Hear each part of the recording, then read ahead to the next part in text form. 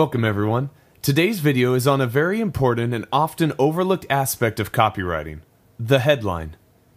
Just to hammer in the importance of writing good headlines, I want to explain how a bad headline can cost you and your company easy sales.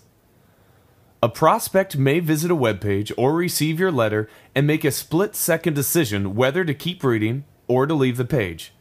If the prospect chooses the latter, you might be missing out on an easy sale just because you did not engage him with a quality headline. A boring headline like, "Buy shirts at Joe's clothing store," is not in any way engaging or attention-grabbing. So, someone reading this who is at that moment in the market for some new shirts may still ignore your ad because it's not engaging. On the other hand, if you have a headline like, "Tired of your same old boring clothes?" then you may be more interested, and even someone who is not originally interested in buying clothes might look at his jacket and think, "Come to think of it, my clothes are pretty outdated." There is one pretty universal rule for writing a headline. It must get the reader's attention. This is the main goal of the headline, and as Joe Sugarman correctly argues, the goal of the headline is to get the reader to read the subline, and the goal of the subline is to get the reader to read the copy. But your reader will not read the subline if the headline is boring. Therefore, it is crucial to write an attention-grabbing headline. In the following slides, we will look at some ways to write a headline that will command the reader's attention. In another video, I explained the value of using words in your copywriting. Although it's important to use power words throughout your copy, the headline is where you can set the theme of the ad and draw the reader into the concept. For example, bargain or discount is a typical category of copywriting, and words like free, or save money, or lowest price should be implemented in your headline to draw the reader's attention.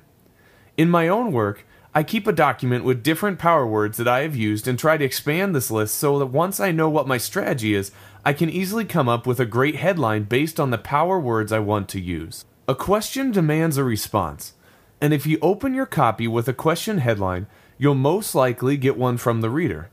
Again, it has to be a question that interests a reader, so something like, "Would you like to buy a new car?" is not as effective as, "Are you tired of asking your friends for rides?" The first example is too obvious, while the second is a bit more subtle and may lead the reader to move on to the sub-headline and the copy. I'm a fan of more open-ended questions. Both of the car examples invite the reader to simply say no if the ad does not exactly apply to him. The prospect may take public transit and therefore still wants a car but does not have to ask his friends for a ride ever. So, an alternative is to offer a less specific question like, "Wouldn't it be easier with your own car?" This applies to pretty much anyone who does not have a car. Whether it is getting to work, meeting a friend downtown, or picking up the kids from soccer practice, a car certainly makes life easier. It's hard to say no to this question. Even if you're not sure you really want to buy a car, questions are a great way to engage the reader and demand a response. Another headline strategy is to issue a command to the reader such as, "Change your life today."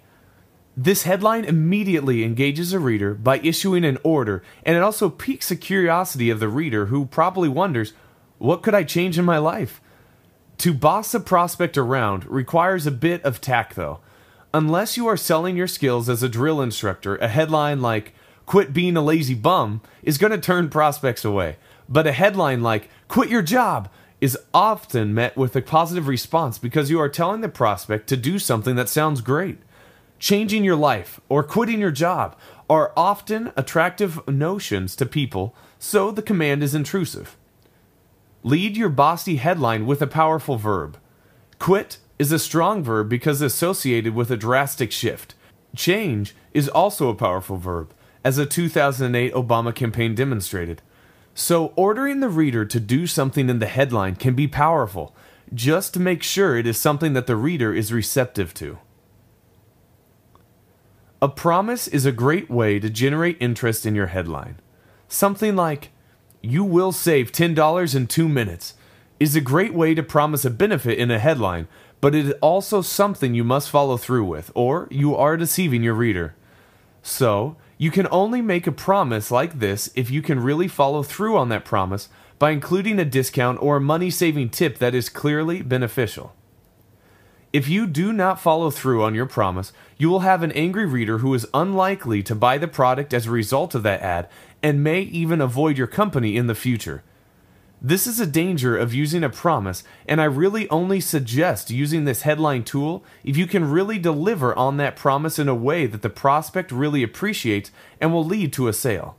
To make a disingenuous offer just to get a reader to read the ad is useless if it does not lead to a sale and makes a reader feel cheated by a slick advertising ploy. Tricking a reader into reading is not good copywriting because it almost never leads to a sale if it is done deceptively. A headline is a fundamental aspect of effective copywriting. You will find throughout your career that you are constantly learning new strategies to writing a great headline. This is just one of the many resources you will explore on writing a headline, but ultimately a great headline evolves as a culmination of all your copywriting knowledge and skills. Thank you once again for your time and attention, and this is businesstraining.com, where you can earn master's level qualifications to make more money.